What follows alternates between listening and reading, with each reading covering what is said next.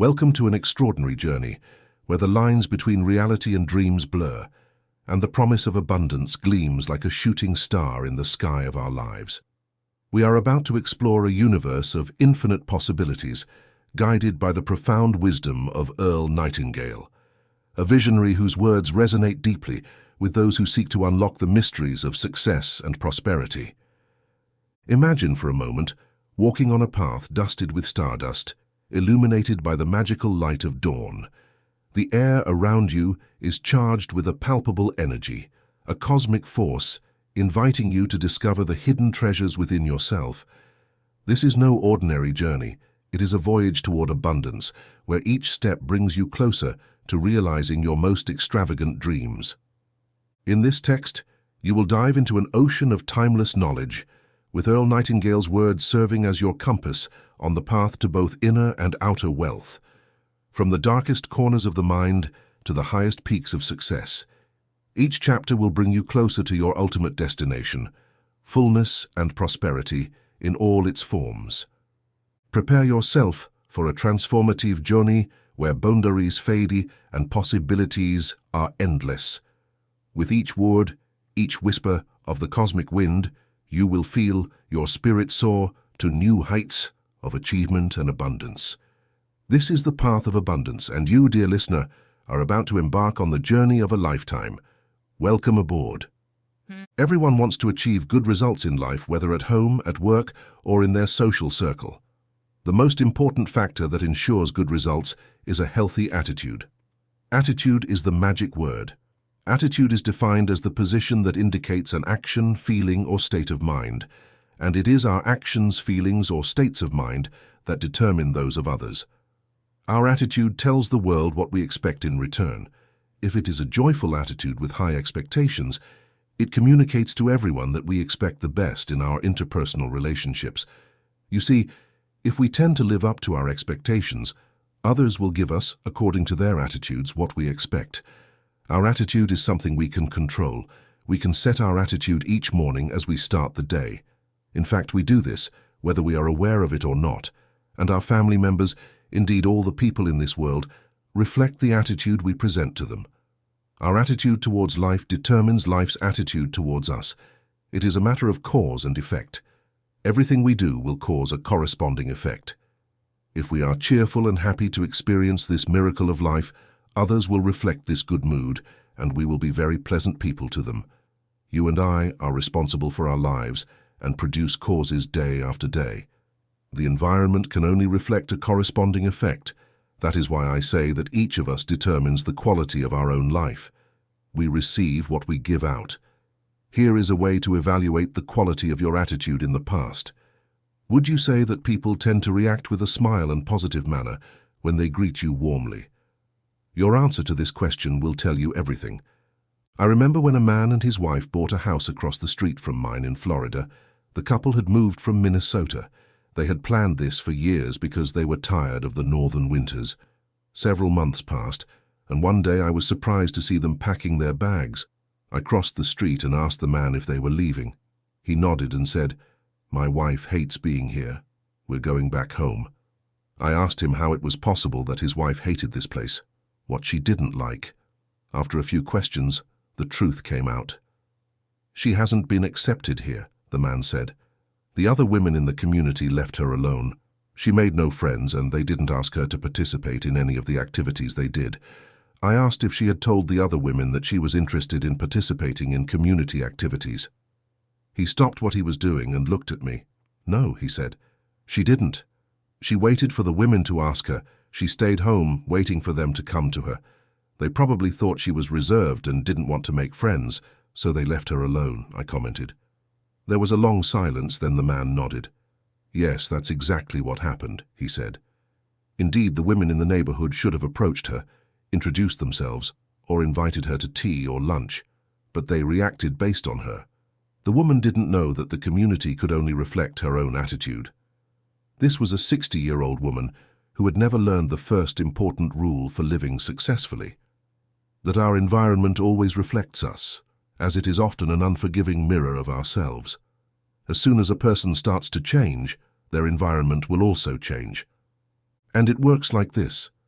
A great attitude brings great results. A good attitude brings good results. An average or mediocre attitude brings average or mediocre results. And a poor attitude brings poor results. Each of us shapes our own life, and to an unexpectedly large extent, the form, texture, and quality, or lack of quality, of our lives are determined by our habitual attitude. It sounds simple, doesn't it? But it's not that easy. For most of us, learning this new habit takes time. However, once it becomes part of us, our world will change dramatically, just as if we stepped out of a dark cave into daylight. Most people never think about their attitudes. They just start the day in a neutral way. Their attitudes are neither good nor bad, and they try to be ready to reflect any stimulus, good or bad, that they encounter. They are chameleons who spend the day reacting to whatever comes their way. That's why it is so important for us to control our attitudes, to ensure they are good, even excellent. A person with a bad attitude toward learning, for example, will not learn much. I'm sure you can think of other examples from your own life. Or if we adopt the attitude that we can't do something, generally we won't do it. With a failure attitude, we are defeated before we even start. It was William James of Harvard University, the father of psychology in the United States, who said, "Human beings can alter their lives by altering their attitudes of mind." In trying to describe the attitude that has worked for me over the years, I found myself using two important words: gratitude and expectancy. First, I am thankful for the opportunity to wake up each morning and live on the beautiful and amazing planet Earth. Second, I expect the best and the goals that I set for myself. We will talk much more about this concept later. I like the idea of achieving these goals, hence the attitude of expectancy. I know that the world will give me what I give it in the form of attitude. So, it depends on me. I am responsible. There are millions of human beings living narrow, darkened, and frustrated lives simply because they take a doubtful attitude toward themselves and life in general. A person with a failing attitude becomes a magnet for unpleasant experiences, which tend to reinforce their bad attitude, attracting even more problems, and this cycle repeats over and over. The person becomes an example of a self-fulfilling prophecy, and all this is a matter of getting what we expect, whether you believe it or not. Our outlook on life is a sort of paintbrush with which we paint our world. It can be bright, hopeful, and satisfying, or it can be dark and gloomy. Sometimes it is hard to convince people that the world they live in is a reflection of their attitude.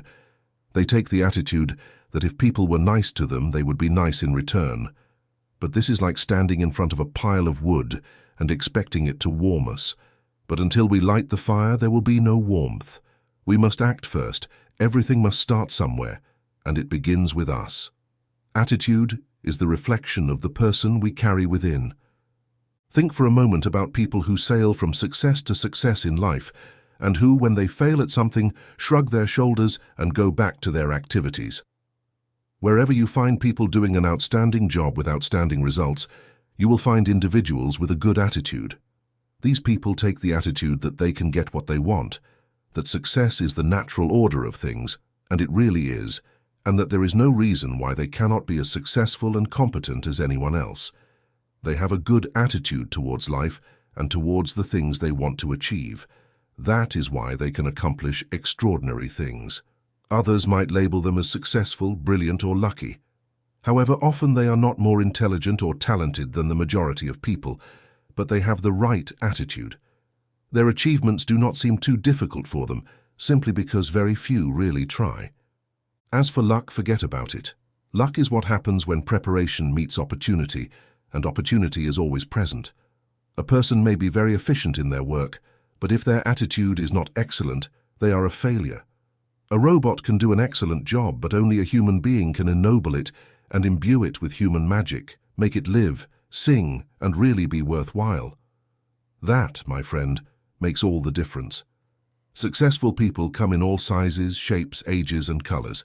They also have very diverse levels of intelligence and education, but they have one thing in common. They expect more good things from life than bad.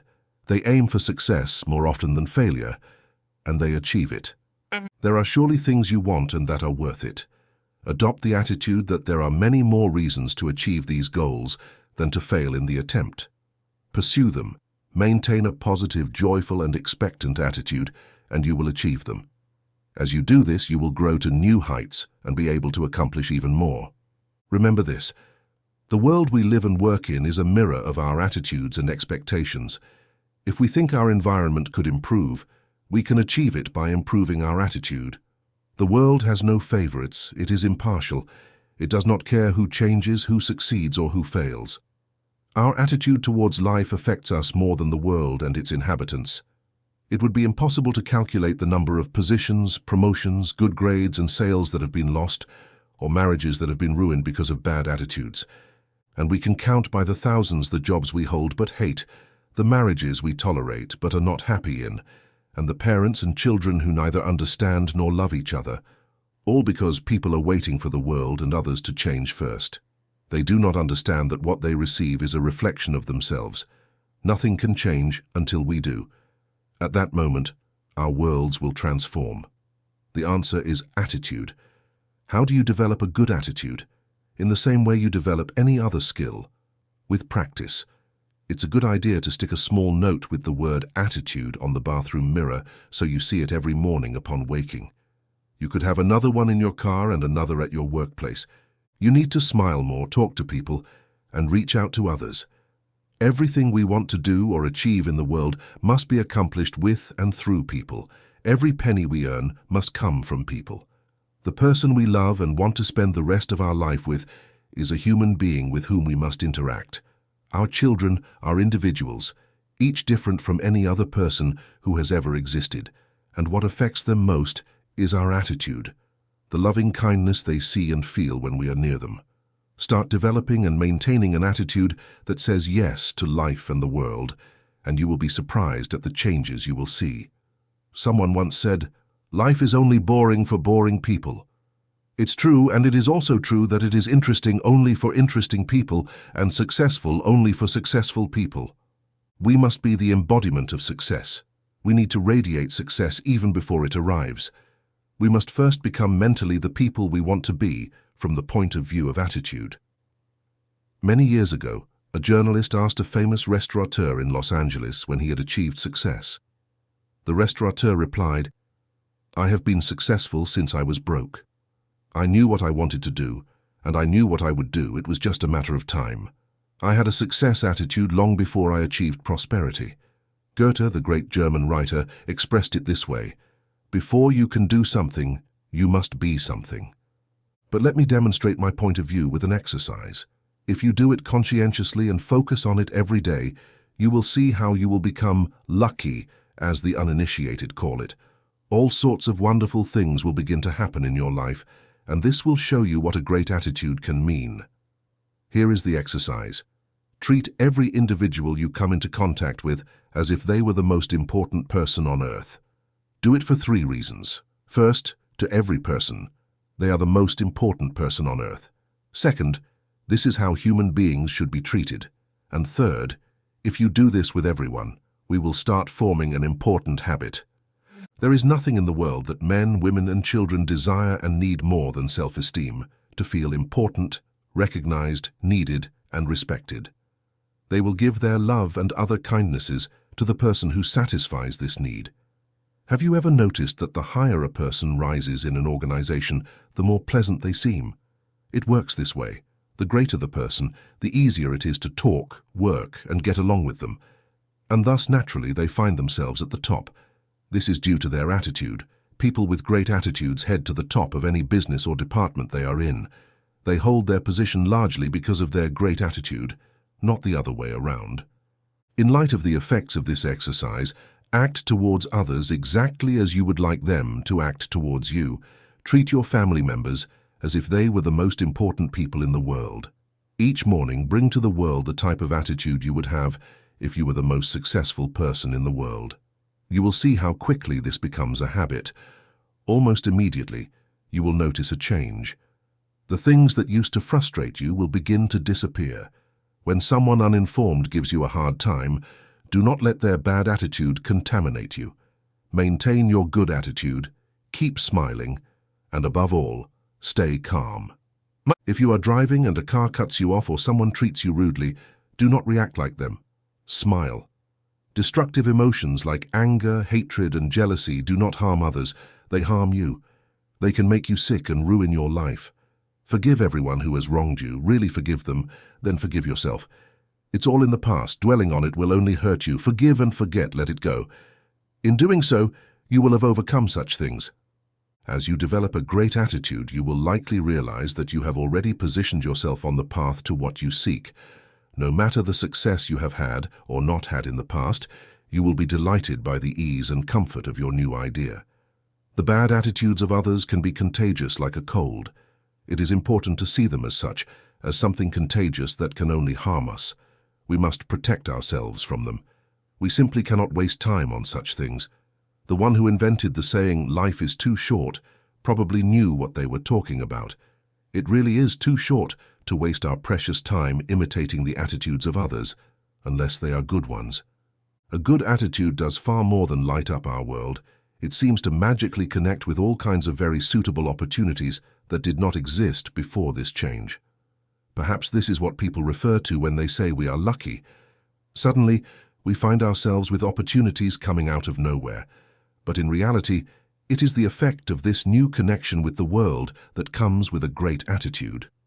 We find ourselves doing things more quickly and much better. Likewise, we move directly towards all kinds of sudden successes. When you begin to develop a better attitude, know that you will have already placed yourself among the 5% of the most successful people in the world, and that you will have prepared the ground. Next, you will need to plant the seed. In summary, here are some essential points. Firstly, it is our attitude at the beginning of a difficult task that will bring about its successful outcome more than anything else. Secondly, our attitudes towards others determine their attitudes towards us. We are all interdependent. The success we achieve in life will largely depend on the quality of our relationships with others. Thirdly, before you can achieve the kind of life you desire, you must think, speak, and conduct yourself in all areas as the person you wish to become would. Keep a mental image of that person as often as possible. Fourthly, remember that the higher you go in an organization, the better the attitudes you will find. Great attitudes are not the result of success. Success is the result of great attitudes. Lastly, the deepest craving of human beings is for recognition and self-esteem. They want to feel important and know they are needed. This includes our loved ones and all the people we come into contact with. To make these principles a habit, here are a few suggestions. Since your mind can only hold one thought at a time, make each one constructive and positive. Look for the best in people and ideas. Always be on the lookout for new thoughts you can apply in your life. Don't waste time recounting your problems to people who can't solve them, and don't talk about your health unless it's good or you're discussing it with your doctor. Apart from these exceptions, it will do no good, neither to you nor to others. Radiate the attitude of well-being and confidence, as well as the attitude of someone who knows where they are going. All kinds of good things will happen to you. Finally, treat every person as if they were the most important in the world. Start with this habit, practice it constantly, and you will benefit from it for the rest of your life. Acres of diamonds. In 1843, a man was born who would deeply influence the lives of millions of human beings. His name was Russell Herman Conwell. He became a lawyer, then a newspaper editor, and finally a pastor. During his ecclesiastical career, an incident occurred that would change his life and that of countless others. One day, a group of young people came to Dr. Conwell in his church. They asked if he would give them college-level courses. They all wanted higher education but couldn't afford it. Conwell told them to think it over and come back in a few days. After they left, an idea began to germinate in the doctor's mind. He wondered why there couldn't be a good university for poor but deserving young people. In no time, the idea consumed him. Why not? It was a project worthy of total devotion, a complete commitment. Almost unaided, Dr. Conwell raised several $1 million with which he founded Temple University. Today, it is one of the leading schools in the country. He raised the money by giving more than 6,000 lectures across the country, and in each one he told a story called Acres of Diamonds.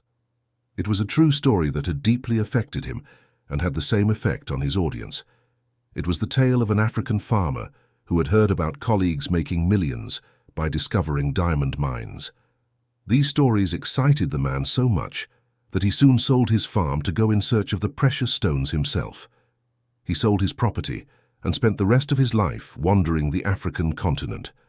However, he did not succeed in finding the valuable gems. Eventually exhausted and in a state of frantic despair, he threw himself into a river and drowned. Meanwhile, the man who had bought his farm was casually walking along the small stream on the property. Suddenly, a bright blue and red flash appeared at the bottom of the stream.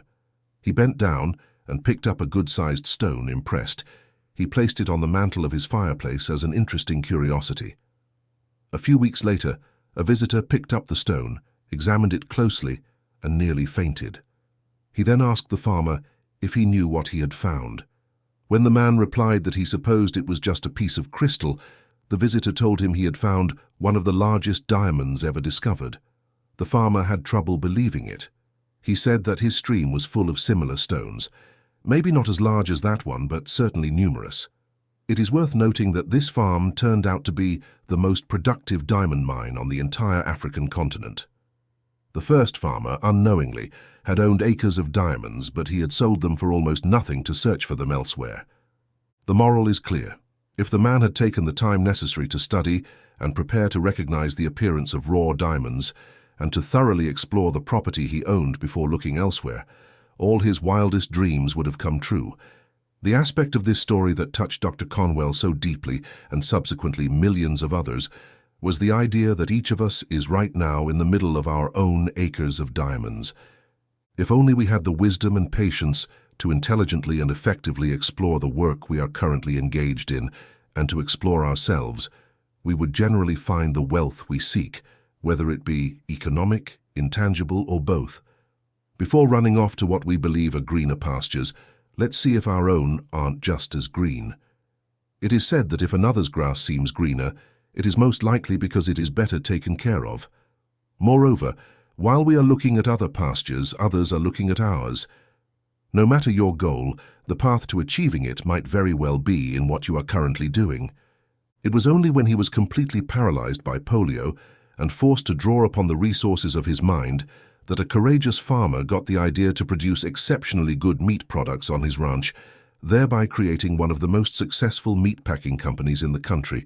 In his farm, too, were acres of diamonds, but until then he had never dug to find them.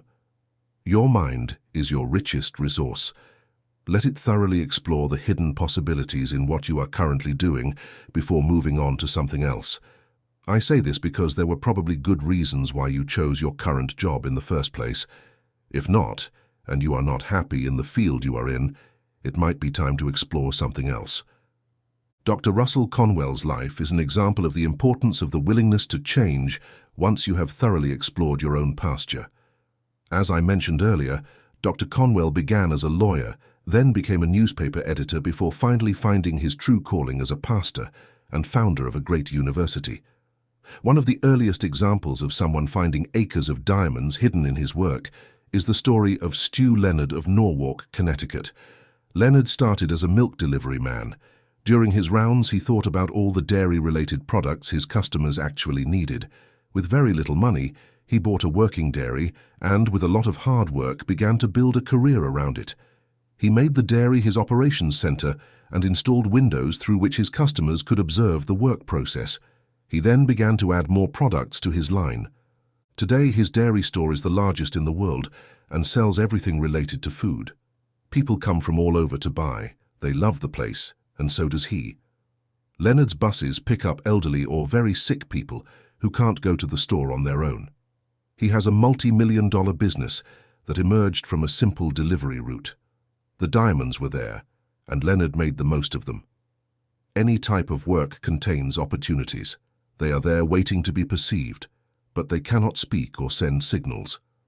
Our part of the market is to look at our work with a renewed perspective, with the eyes of creation. Pierre Teilhard de Chardin said, "It is our duty as men and women to proceed as if there are no limits to our abilities. We are collaborators in creation." A man I knew in Arizona started with a small gas station. One day, he was sitting at his counter, looking out the window while one of his young employees was filling a customer's gas tank. He observed that this man had money in his pockets, and there were things he needed or wanted for which he would pay if they were conveniently displayed where he could see them. So, he started selling other items: fishing gear, hunting and camping supplies, rifles, shotguns and ammunition. Next, he bought the adjoining properties and added an auto parts department. He had always had cold drinks and candy, but now he added very good quality chocolates and a refrigerated display case. In no time, he was selling more chocolates than anyone else in the state. He had thousands of things his customers could buy while waiting for their cars to be serviced. All this helped sell more gas, and prosperity grew and grew. It all began with a perceptive man who observed a customer with money in his pockets and nothing to spend it on. Both my friend and Stu Leonard are more customer service oriented than anyone else.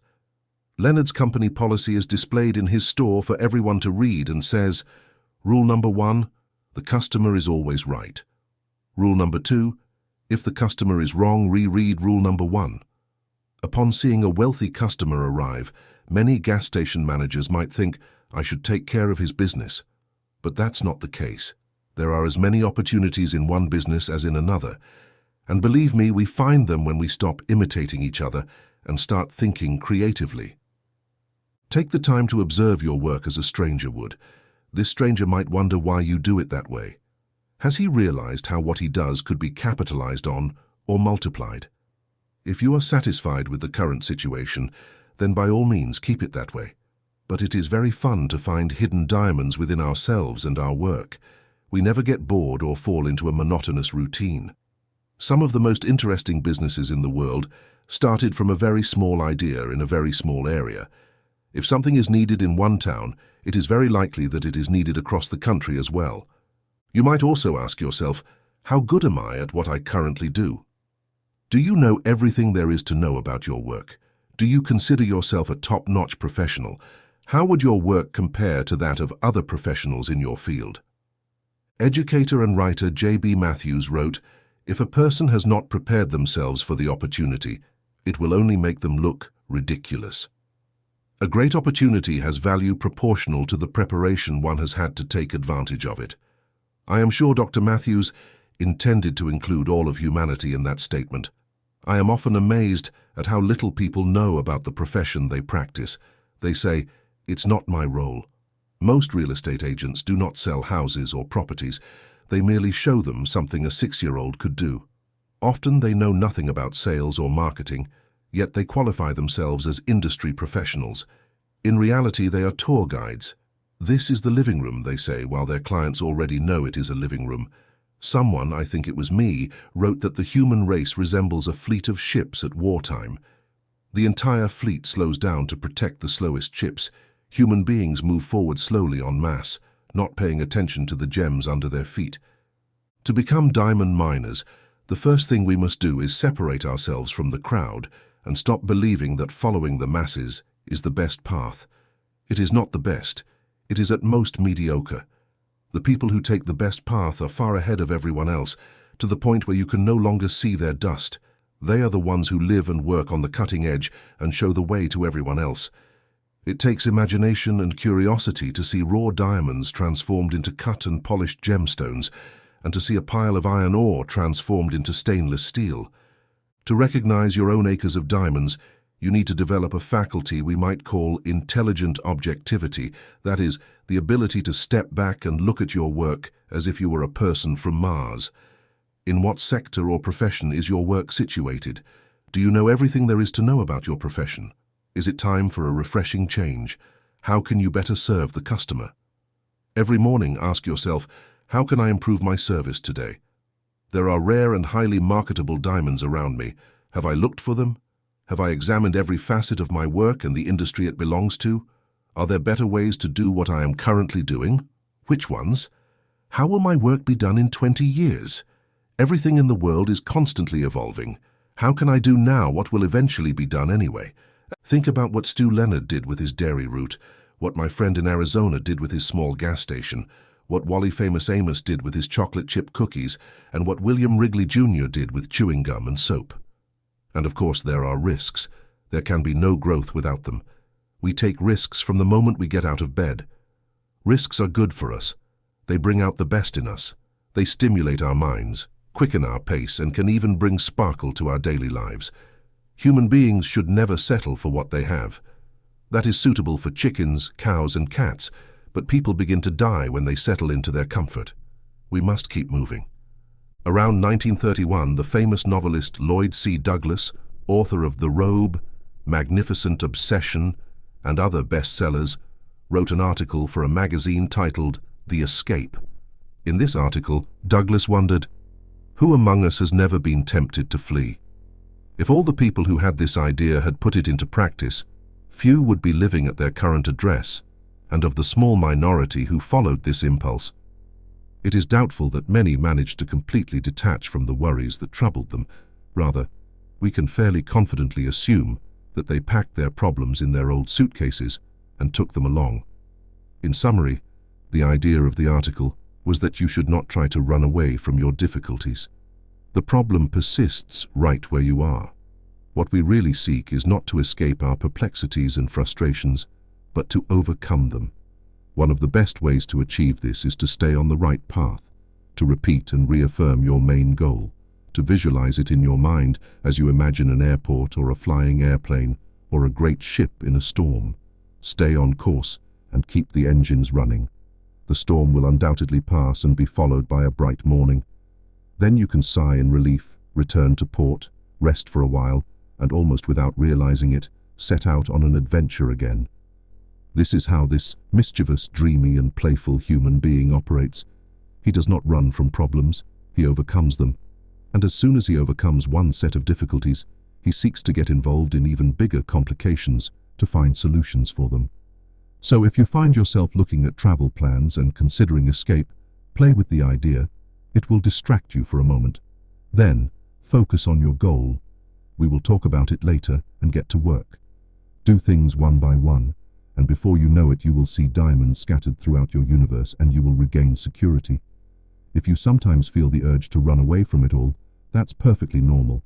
But if you stay and work through your problems, you are a successful citizen with a worthy destiny. The stories of people who succeed despite all kinds of disadvantages never cease to captivate our attention. They are undeniably inspiring, but if we examine them closely, we will discover that they are much more. The child who suffered burns on his legs and was told he would be lucky if he could walk again becomes a track champion. The woman blind and deaf since childhood becomes one of the most inspiring figures of the century. And poor children who achieve fame and fortune multiply extraordinarily in this era of unprecedented immigration. We read and see on television examples of people who arrived in this country without money and without speaking English, and who in very little time became wonderfully successful individuals. In fact, the typical family that arrived from Korea in the past 20 years has an average income higher than that of the average American family born and educated here. How is this possible? Personal freedom is the most precious asset on earth, but it is also very rare, hence its great value. People who manage to reach the United States, despite mountainous obstacles and miles of bureaucracy, often find themselves free for the first time in their lives. In this newfound freedom, they work to find a home and serve our country. Time means nothing to them, but having the chance to pursue their goals in the richest and freest country on the planet is everything. They all work hard, their work is excellent, top-notch, and they do it at a fair price. They do not demand higher wages or fewer hours. All they want is a chance, and when they get it, they seize it fully. In New York, a Korean family managed to buy a small store in downtown Manhattan. The first thing they did was clean it thoroughly. Then they stocked it with the most suitable groceries for the neighborhood residents.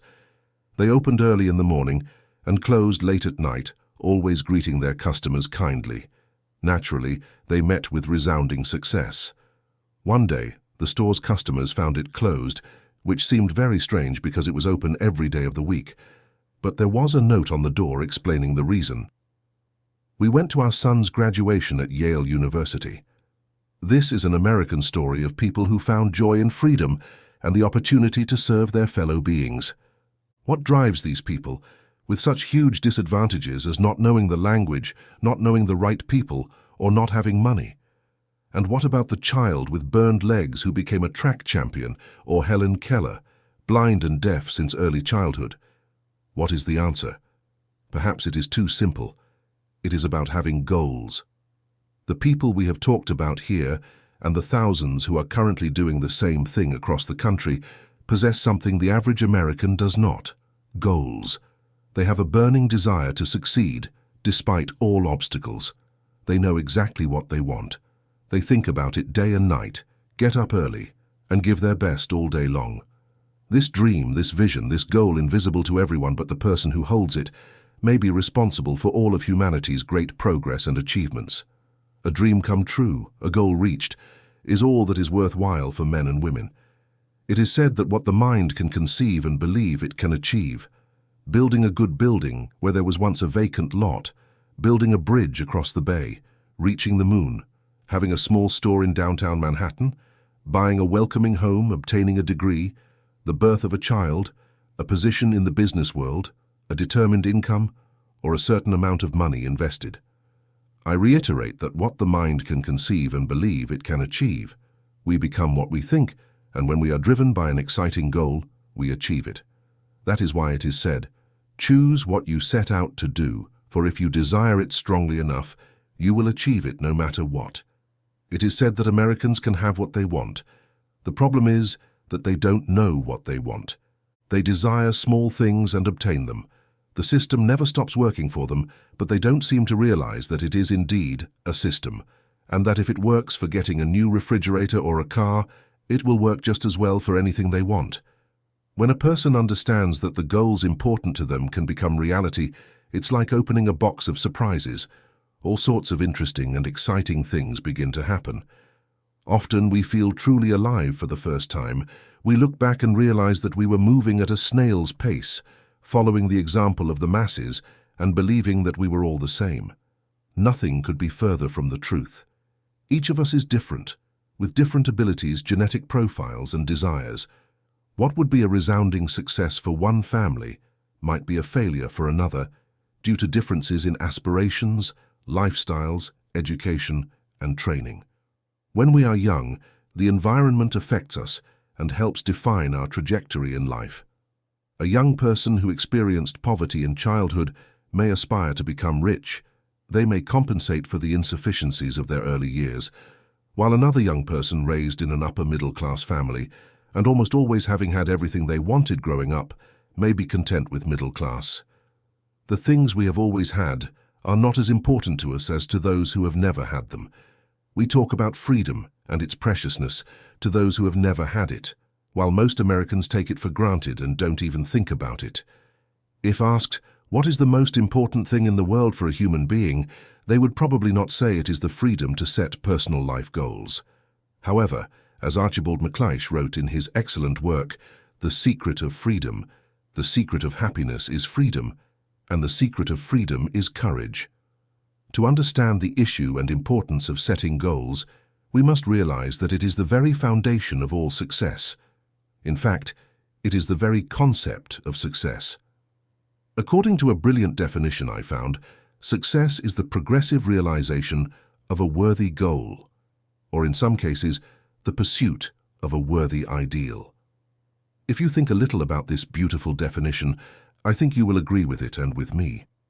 It means that anyone who is on the path to achieving a goal is already successful, because success does not lie in the realization of an end, although that is what the world considers success, but in the journey toward the goal. We succeed to the extent that we work towards something we want to accomplish in our lives. That's when the human being gives everything they have. This is what Cervantes was referring to when he wrote, "The journey is better than the inn." Often romantic novels end with the lover's marriage, but that is only the beginning of the story. When a young person graduates, it is also just the beginning. These are undoubtedly important milestones and should be congratulated. But where do we go next once a person has achieved the goal they worked so hard for? It's wonderful. It's time to rest and savor the achievement. But according to my definition, we cease to be successful until we set a new, higher goal to strive for. We are at our best when we are planning and moving toward what we want to accomplish. This does not mean we have to become hard workers. In fact, it has been proven that the most successful men and women manage to live in a wonderful state of balance. They have enough fun and rest for their minds to function better. Regardless of what we choose to do, the mind is the most important part we have.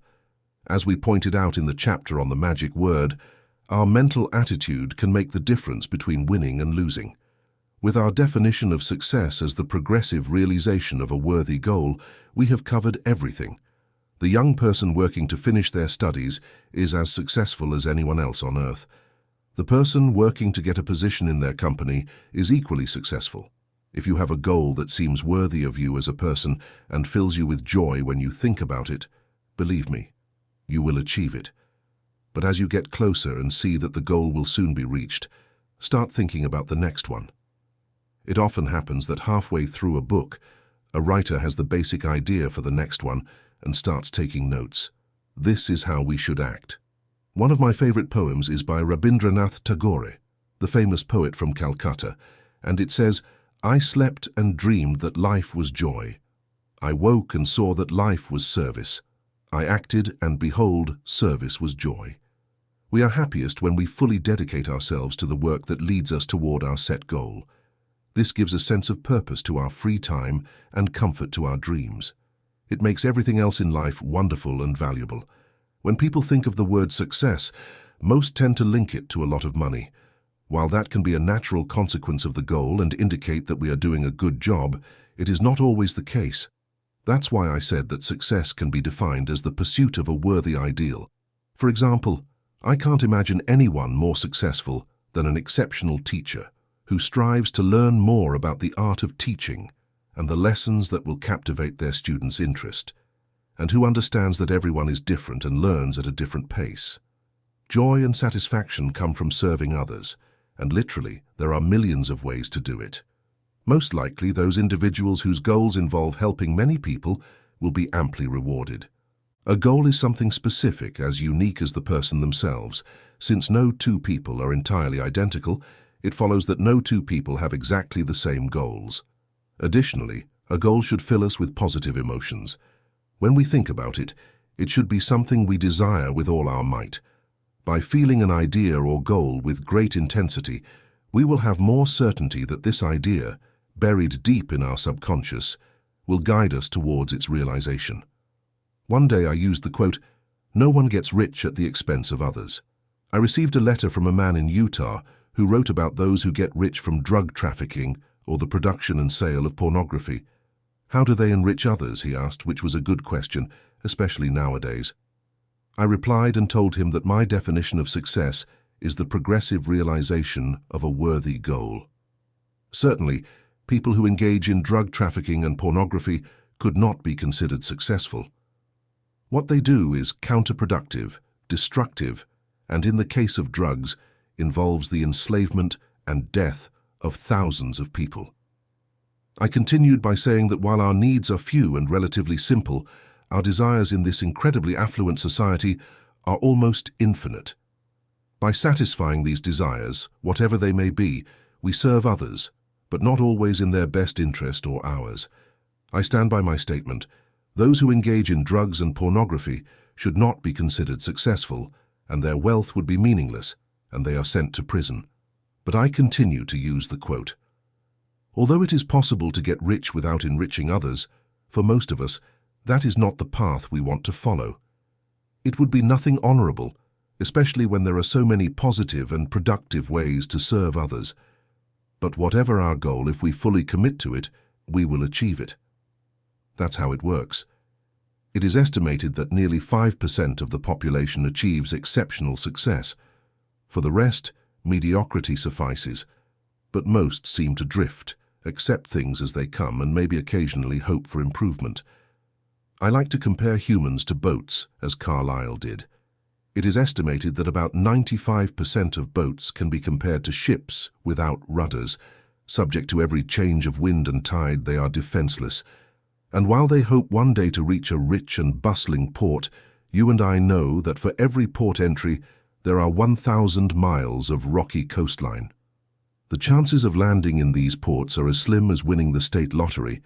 The same goes for slot machines in Las Vegas and Atlantic City. These people rely on luck without realizing the minuscule odds they have in playing.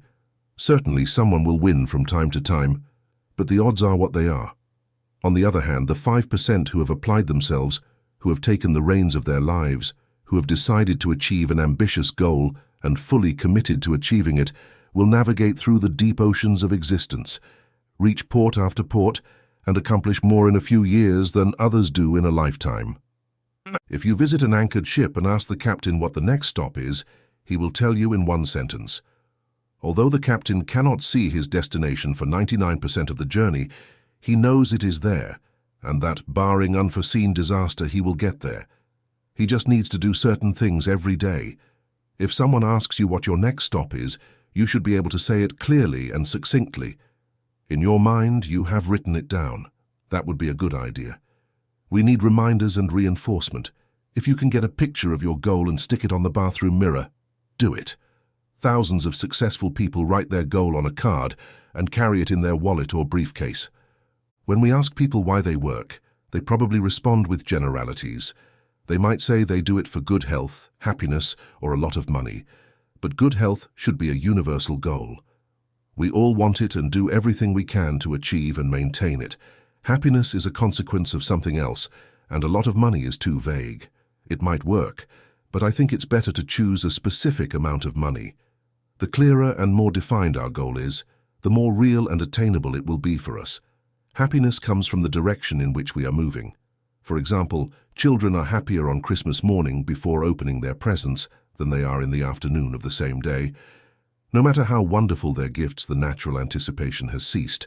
They will enjoy their gifts. Of course, yes, but often we find them complaining and irritable on Christmas evening. We are happier when we are going out to dinner than when we are coming back from it. We are happier preparing for vacations than when we return home. And believe it or not, we are happier progressing towards our goals than after achieving them. That's why it's so important to set a new goal as soon as the current one is achieved, and we should never stop this process. We should move forward every day towards a new peak to climb, towards a new goal to achieve. If you don't know what you want and lack a main goal, I recommend making a wish list. Take a notebook, relax, and write down the things you truly want to have or do. Your list may include a beautiful new home, a trip around the world, or a visit to a special country or place. Maybe you desire a sailboat or a yacht, or if you are a skilled fisherman, perhaps you want to fish for salmon in Alaska or trout in New Zealand. Perhaps you aspire to a clean business or job position, maybe income that allows you to live comfortably, or good investments. How about a luxury car or an extension to your current home? Write down everything you would like to see happen. Then, once you have exhausted your desires, review the list and prioritize the items in order of importance. Then, make the number one item your current goal. Review this chapter often, as I hope you will with all the chapters of this text, until the suggestions given become a habitual way of thinking and acting. Believe me, the system works. It always does. Life has no favorites. Anyone can succeed. Millions do. You too can be sure that something will happen. You will become what you think. If your thinking is circular and confused, your life will reflect that chaos. But if it is orderly and clear, and if your goal is worthwhile, then you will achieve it, one goal at a time. That's where most people go wrong without realizing it. They don't focus long enough on one goal to achieve it before seeking another, and as a result they end up confused and making excuses. I started looking for the so-called secret of success when I was 12 years old. I read every book I could find on the subject, studied psychology, philosophy, sociology, and the great religions of the world. Then, suddenly, many years later, I realized that in the hundreds of lives I had known and the countless texts I had consulted, there was always a clear and simple truth. It is believed that no one can learn something until they are ready for it. Apparently, by the end of my 20s, I was finally ready to know the secret I had sought for so long. Here it is simply, we become what we think. You see, right now, you are the embodiment of the sum total of your thoughts so far in your life. It cannot be anything else. Similarly, In 5 years, you will be the sum total of your thoughts up to that moment, but you can control your thoughts. Decide what you want to focus on and what you want to think about from now on. Then, you will become that.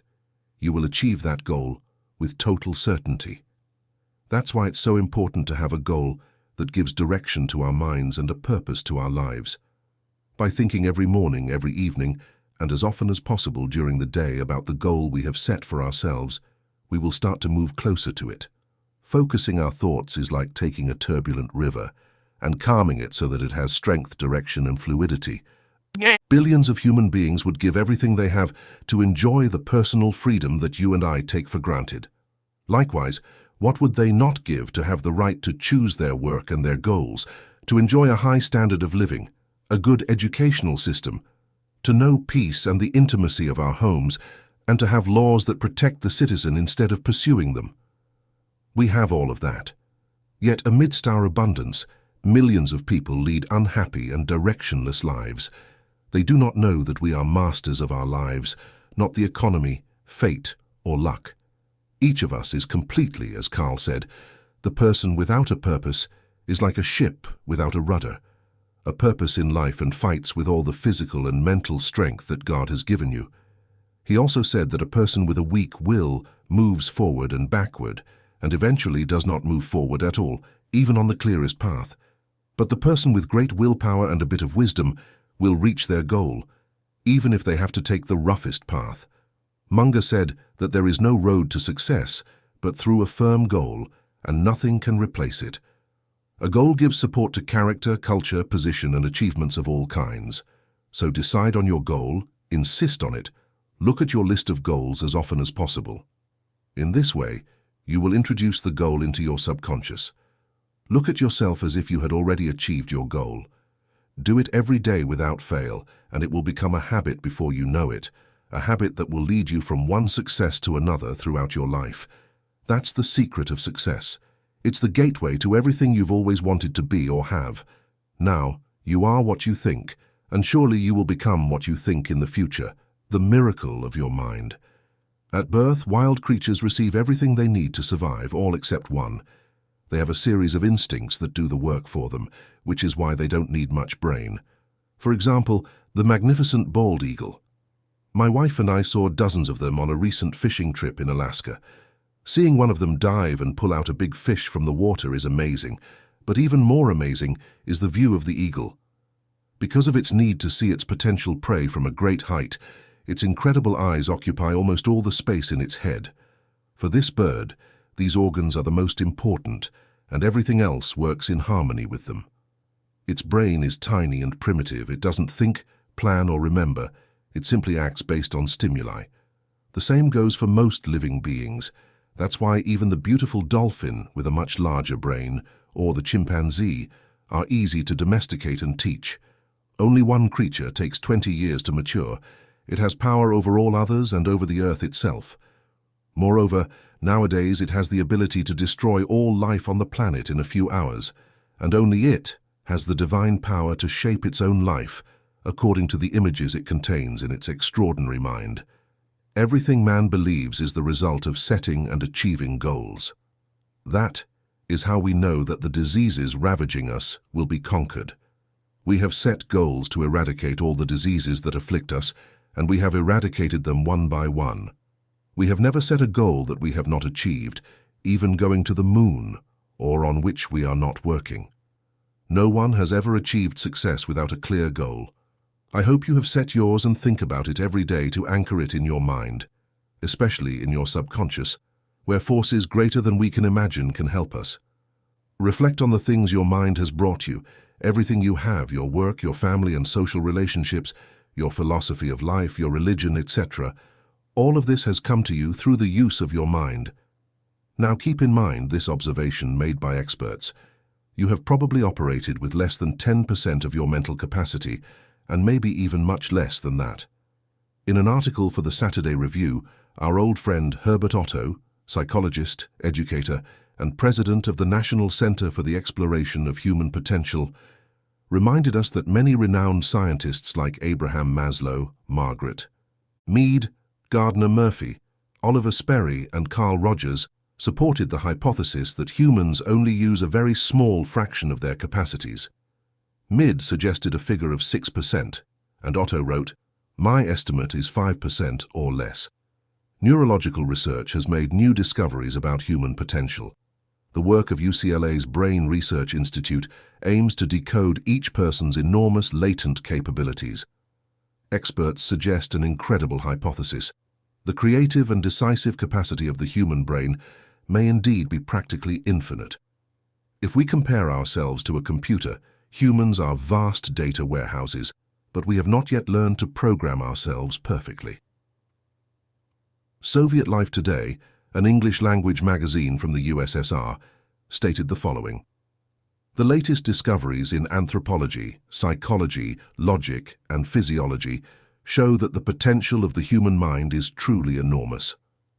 As soon as modern science enabled us to understand the structure and function of the human brain, its enormous capacity to handle changes in its development surprised us." This was written by Jeffrey Remove, a scholarly Soviet writer, and he continued, "Under average working and living conditions, humans use only a small part of their thinking apparatus.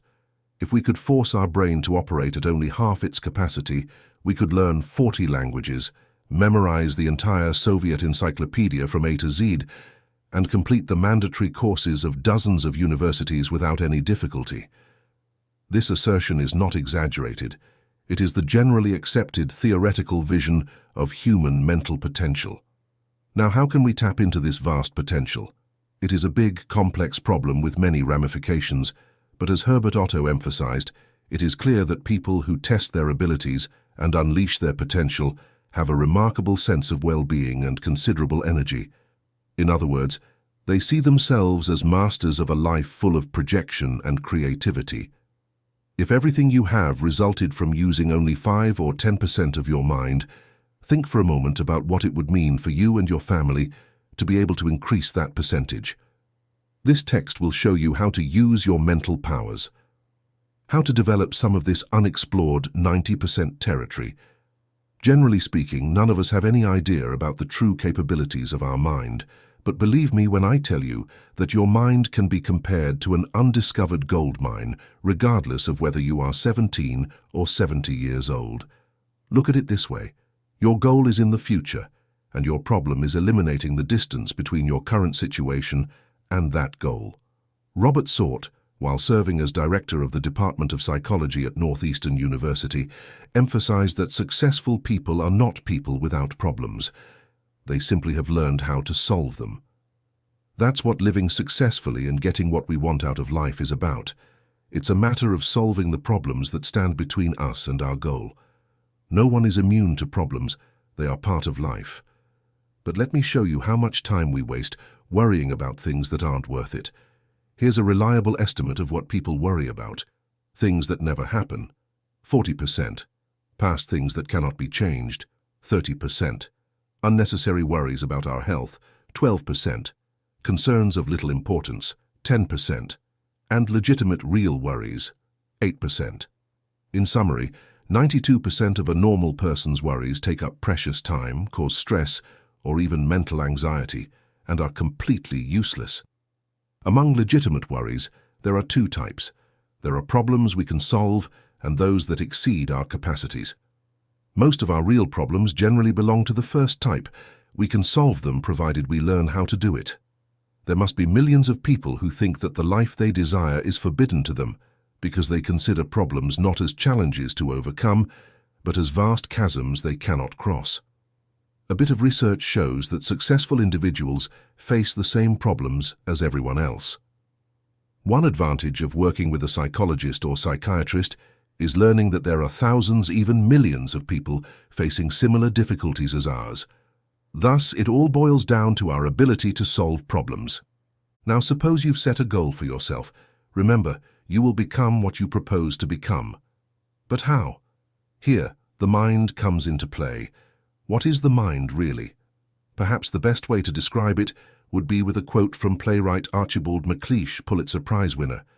In his play, The Secret of Freedom, he says, "The mind is the only thing man has exclusively.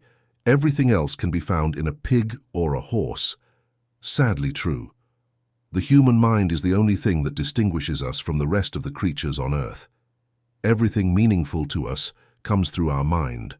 Love for our families, our beliefs, our talents, our knowledge, our skills. Everything is reflected through our mind. What comes in the future will be the result of how we use our mind. Yet it's the last place we turn to when seeking help. Do you know why? Most people don't automatically tap into their mental resources when faced with a problem, believe it or not, because they've never learned how to think. Most people spend their lives reacting to stimuli and remembering, but that's not creative thinking. Remembering to set the alarm at night and getting up when it rings in the morning isn't creative thinking either. Showering, shaving, dressing, having breakfast and going to work at the office, that's not thinking either. We also fall into routines, and upon returning home, we repeat the entire process. Let me repeat. Most people don't know how to think. When faced with a problem, they do everything to avoid thinking. They seek advice from the least appropriate people, who generally know no more than they do, like neighbors or family members. Very few turn to books, and only one in I don't know how many thousands will take a notepad, write the problem at the top of the page, and use their brain. But if there are people who think, and many do, you must consider the human mind. Consider what it has achieved by doing so. Realize that we are advancing at such a rate that in the field of progress, we have gone further in the past 50 years than in the preceding 10,000 years of human civilization. All the scientists who have ever lived, it is estimated that 90% are still alive. Imagine, in the realm of human ideas and advancements, we have reached such a high level that even the most optimistic forecasts did not envision 30 years ago. But each new idea triggers additional ideas, so now we are in an era of progress in all fields and on all fronts that stagger the imagination. Harnessing solar energy in our nuclear power plants, computers operating at the speed of light that in minutes save months and years of calculation work. Indeed, all advancements we see have emerged from the most powerful brain in the world, the human mind. Dr. Harlow Shapley of Harvard University declared that we are entering a completely new era, which he called the psychosocial era, the era of the mind. And you, my friend, possess one. Let's consider a few facts. The standard 40-hour workweek has long been in imminent danger of being further reduced. This means the average worker has a tremendous amount of free time. In fact, if we add up the hours in a year and subtract sleep hours, estimated at 8 hours, we'll find this person has about 6,000 waking hours and spends less than 2,000 hours at work. That leaves us with 4,000 hours per year when people aren't working or sleeping, what we call discretionary hours, during which you can practically do what you want. To see incredible results in your life, I recommend simply dedicating 1 hour 5 days a week to exercising your mind. You won't even need to do it on weekends. Choose an appropriate time for the task. The best is an hour before others rise in the morning. The mind is clear, the house is quiet, and if you like, join me with a cup of coffee to get your mind going. Here's a good way to do it during this daily hour. Take a sheet of white paper. At the top of the page, write down your current main goal clearly and simply. Since our future depends on how we manage our work, jot down all the ideas that could help you improve what you're doing now. Try to think of 20. You won't always reach that number, but even if you have just one idea, it could be helpful. Now remember 2 important points about this. First, it's not something simple, and second, most of your ideas won't be good. When I say it's not simple, I mean it's like starting any other habit. Initially, you'll notice your mind resists breaking out of the old routine a bit, but as you think about your work and how to improve it, jot down all the ideas that come to mind, no matter how absurd they may seem. Let me tell you what will happen. Some of your ideas will be good and worth testing. However, the most important thing you'll get from this extra hour is that you'll plant your goal in your subconscious and kickstart your vital machinery first thing in the morning. And if you find 20 ideas per day, that's 100 per week. Even if you skip weekends, 1 hour a day for 5 days a week adds up to 260 hours a year, leaving you with 3,540 hours of free time. This means you'll be thinking about your goal and ways to improve your performance for an additional 6.5 weeks of work per year. Do you realize how easy it is to surpass the so-called competition? You'll still have 7 hours a day left to do what you want. If you start each day thinking, you'll find your mind continues working throughout the day, and at odd moments when you least expect it, truly great ideas will start surfacing from your subconscious. When they do, write them down immediately. One great idea alone can completely revolutionize your work and thus your life. If you want to develop the muscles of your body, you'll do a certain type of exercise every day. The mind develops in the same way, with the difference that the benefits are not in any proportion to the time and energy invested. The human mind can lift anything, but even its muscles, even the most developed, are insignificant compared to those of some of the stupidest creatures on Earth. If man had relied on his muscles to survive, he probably would have disappeared just like dinosaurs, which were physically the most powerful creatures ever to exist. Let me give you some of the results communicated to me by some people following this 1 hour a day routine. An office supply salesman sold more of his company's products in 1 month than he had sold in an entire year. During the 4 years I've been in business, and a Sunday school teacher with 5 students set a goal to have 30 in her last letter. She told me she now has a class of 25 students. I've been using this system for years, and it has provided me with some of the most rewarding experiences of my life, and it only costs 5 hours a week. 5 hours out of 168 are worth it. Of course, yes, it's like dedicating 5 hours to digging in a vein of pure gold, because your mind is all that and much more. Every time you write your goal at the top of a sheet of paper, don't worry and don't fret. Consider it something just waiting to be achieved, like a problem waiting to be solved. Face it with faith and use all the forces of your mind to find a solution. And believe me, you will succeed. This puts each of us in the driver's seat. Let's recap briefly. Starting this week, begin dedicating 1 hour a day to generating as many ideas as possible.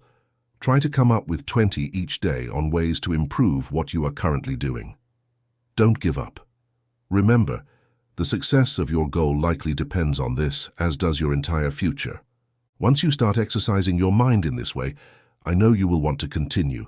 If all you have now is the result of using, let's say, between 5 and 10% of your mental capacity, imagine how your life will be if you can increase that figure to 20% or more. Successful people are not people without problems. They have simply learned to solve theirs. Don't waste time or energy worrying about useless things. 40% of them will never happen. 30% have already occurred and cannot be changed. 12% are unnecessary worries about our health. 10% are insignificant details. And only 8% are genuine. Try to separate the genuine from the useless and solve those within your reach. Humanity has progressed more in the past 50 years than in the previous 10,000 years of human civilization. We live in the golden age that humanity has dreamed and prayed for centuries, and it's only going to get better. The only thing in the world that can lead you to your goals is your mind, the effective use you make of it, and the implementation of the good ideas it provides you. Each of us tends to underestimate our own abilities. We should realize that we have great abilities, which may even border on genius, and they can be tapped into